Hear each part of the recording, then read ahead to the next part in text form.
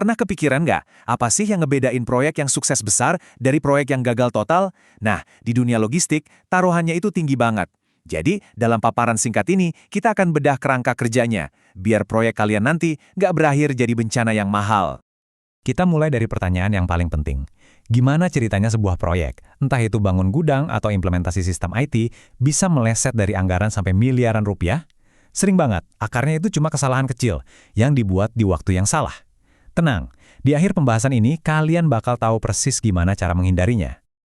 Sebelum kita ngomongin toolkit atau metode apapun, kita harus paham dulu satu dilema fundamental, sebuah dinamika yang berlaku di setiap proyek, mau itu bangun pelabuhan raksasa atau bahkan ya sekedar proyek tugas akhir kalian. Paham soal ini adalah kuncinya. Oke, sekarang fokus ke sini. Perhatiin baik-baik ya, karena ini konsep yang paling krusial. Gini, di awal proyek, pengaruh kalian buat ngubah arah itu gede banget. Mau ubah desain, fitur, apa aja bisa. Dan biayanya rendah, murah meriah. Tapi, lihat apa yang terjadi seiring berjalannya waktu. Pengaruh kalian buat bikin perubahan itu anjlok. Sementara biaya untuk melakukan perubahan yang sama, itu meledak secara eksponensial. Nah, ini dia contohnya, biar kebayang. Anggap kalian lagi ngerancang gudang.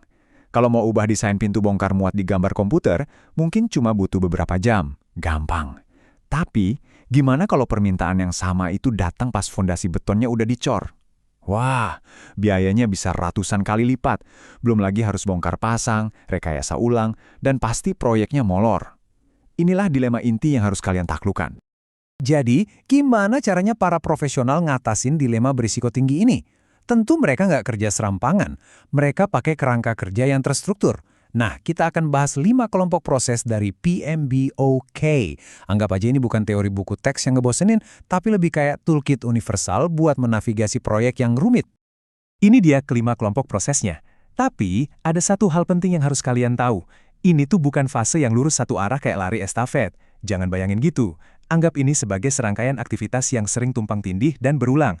Contohnya, perencanaan itu nggak cuma di awal doang, tapi bisa terjadi lagi di setiap fase.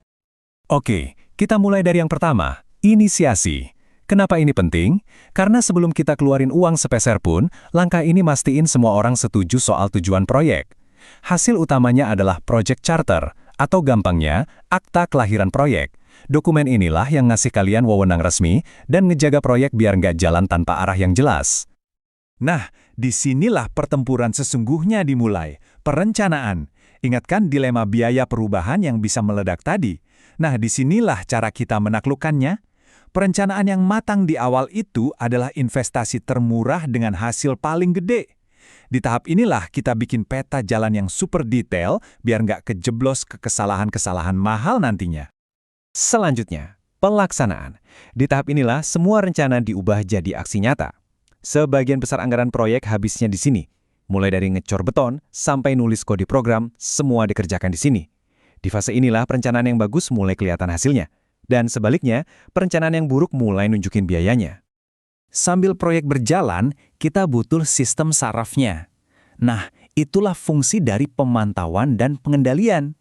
Proses ini kerjaannya nanya terus, kita masih di jalur yang bener nggak?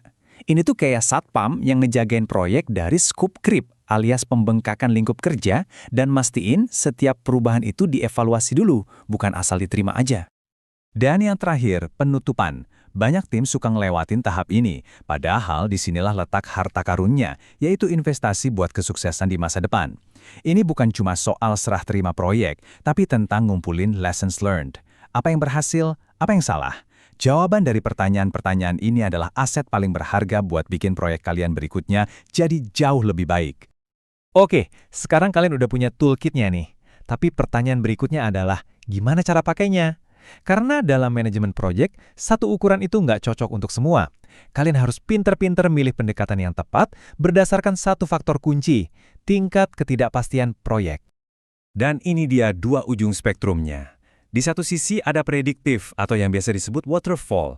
Ini buat proyek yang ketidakpastiannya rendah. Di sisi lain ada adaptif atau agile buat proyek yang ketidakpastiannya tinggi. Coba lihat contohnya di logistik. Bangun gudang cold storage itu sangat prediktif. Sementara bikin aplikasi last mile delivery yang teknologinya cepat banget berubah, itu jelas adaptif.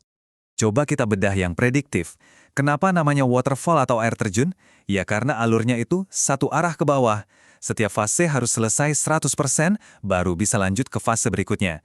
Ini cocok banget buat proyek konstruksi. Kalian nggak mungkin kan bangun atap dulu sebelum fondasinya jadi? Kekuatan utamanya ada di prediktabilitas, selama ruang lingkupnya jelas dari awal. Nah, kebalikannya, pendekatan adaptif atau agile itu justru dirancang untuk bersahabat dengan perubahan. Ini kita pakai pas kita berhadapan sama ketidakpastian yang tinggi, teknologi baru, pasar yang cepat berubah. Proyeknya dipecah jadi siklus-siklus pendek yang namanya sprint. Tujuannya biar tim bisa dapat masukan terus-menerus dan bisa beradaptasi. Ini ideal banget buat proyek lunak di logistik, kayak implementasi AI atau IoT. Wah, kita udah bahas banyak banget ya. Mulai dari dilema inti, toolkit prosesnya, sampai cara milih pendekatan yang pas. Tapi, kalau cuma ada satu hal aja yang harus kalian ingat dari semua ini sebagai calon insinyur logistik, ini dia. Inilah intinya. Prinsip inilah yang bakal nentuin sukses atau gagalnya proyek kalian di masa depan. Waktu ekstra yang kalian habiskan buat merencanakan, buat validasi kebutuhan, buat identifikasi risiko di awal, itu semua bukan biaya, tapi investasi paling cerdas yang bisa kalian lakukan. Inilah caranya kalian mencegah kesalahan sepele berubah jadi bencana bernilai miliaran. Jadi sebagai penutup, saya mau tinggalin kalian dengan pertanyaan ini. Nanti saat kalian menghadapi proyek berikutnya, entah itu di dunia kerja atau bahkan masih di kampus, coba tanyakan ke diri kalian, seberapa besar ketidakpastian yang saya hadapi? Apakah saya butuh struktur kokoh sebuah air terjun, atau saya butuh fleksibilitas dari sebuah sprint yang lincah? Memilih dengan benar adalah langkah pertama menuju kesuksesan. Terima kasih sudah menyimak.